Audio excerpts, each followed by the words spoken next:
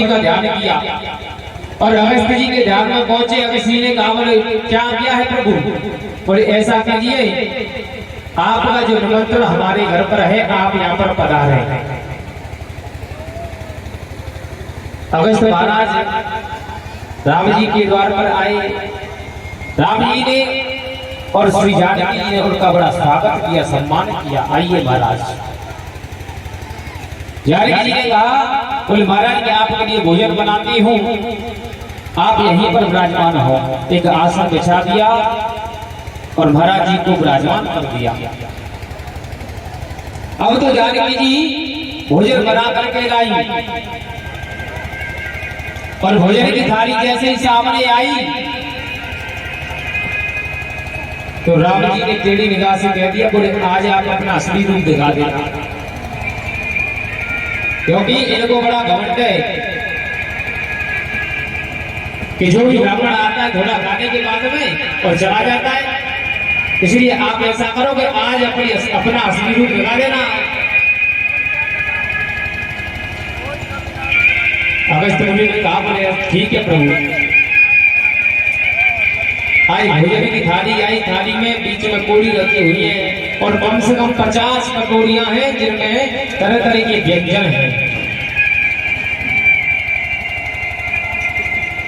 अगस्त जी देखते हैं। जानकी जी ने आकर के कहा बोले महाराज भोजन प्रारंभ कीजिए, भोग लगाइए। अगस्त जी ने कहा बोले देवी जब भोजन कराना है तो ढंग से कराइए, ऐसे भोजन थोड़ी करते हैं हम।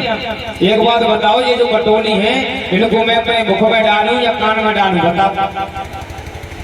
अगर आपको भोजन कराना है तो ढंग से कराइए। आज जानकी जी को तो बड़ी प्रसन्नता हुई कि कोई ब्राह्मण के लिए यहाँ भोजन करने के लिए आया है। जानकी जी ने कहा बोले महाराज आप भोजन प्रारंभ करें, मैं आपके लिए भोजन बना करके परोसती जाऊंगी और आप भोजन करते जाना। बोले ठीक है देवी। आज माता जानकी जी भोजन बना करके आज महाराज जी को परोसती जा रही है। एक दिन हुआ, 2 दिन हुआ,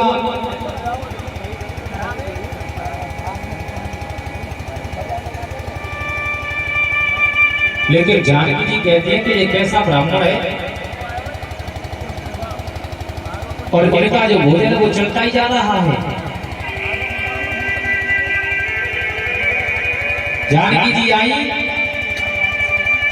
और महाराज जी से हाथ जोड़ करके कहने लगी बोले महाराज अगर आधा भोजन हो गया तो थोड़ा जल पी लीजिए। आधा भोजन हो गया हो तो आप जल का पान करें।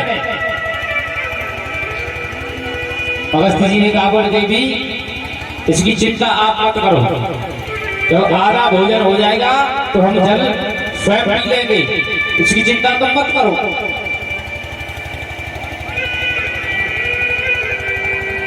जानकी जी ने कहा बोले महाराज आप भोजन करें। आज माता जानकी ने चिंतित होकर के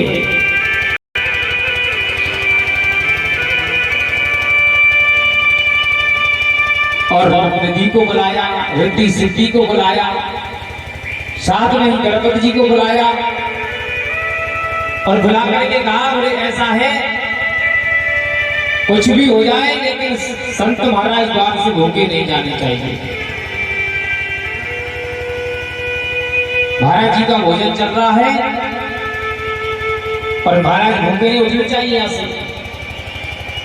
अब तो महाराज रिद्धि सिद्धि नवनिधि पूरी बेचती जा रही है। गणपति महाराज अपने झरिया से पूरी निकालते जा रहे हैं और माता जानकी जी पूरी परोसती जा रही है और महाराज जी जो है वो केवल मुंह में भोजन को डालते जा रहे हैं।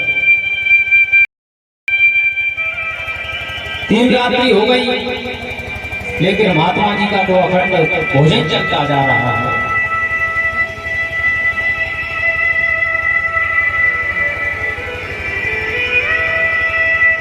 माता जानकी जी परोसती जा रही है, महाराज जी भोजन को पाते जा रहे हैं। अविश्राम गति से भोजन चलता जा रहा है। राम जी ने आकर के देखा कि जानकी जी को थोड़ी चिंता है।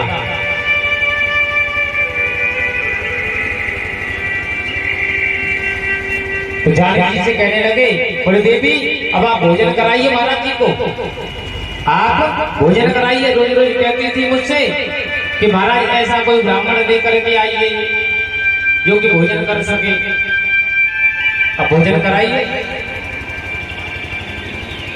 जानकी जी ने कहा, बोले महाराज ये भी आपकी कोई बात होती है, आपने तो श्रद्धा की टांग तोड़ करके रख दी, ये भी कोई बात है?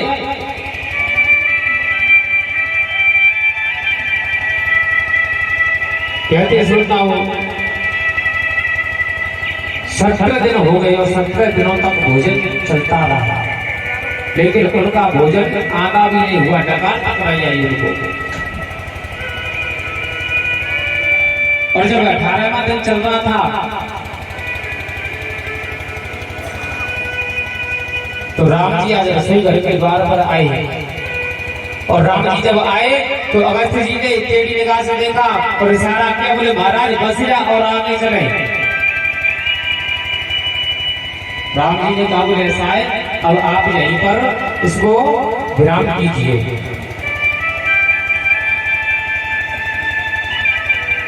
अब तो महाराज जी पानी मांगने लगे, बोले देवी जल लेकर के आइए।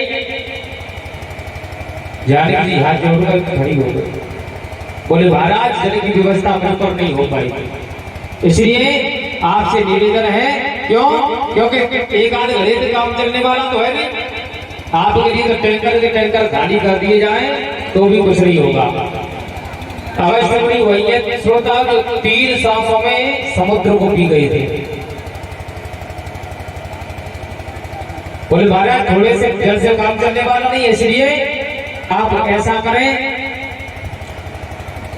राम जी आए, राम जी ने कहा, बोले देवी महाराज जी के लिए जल पिलाइए।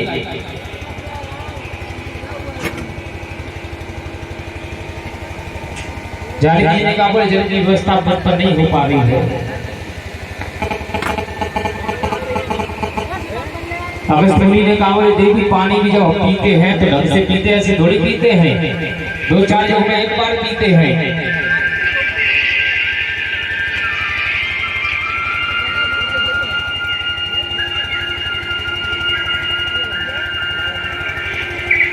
राम जी ने कहा, बोले ऐसा है जल की व्यवस्था हो पा रही नहीं है, इसलिए ऐसा कीजिए आप एक युग में तो भोजन करना और एक युग में जल का पान करना।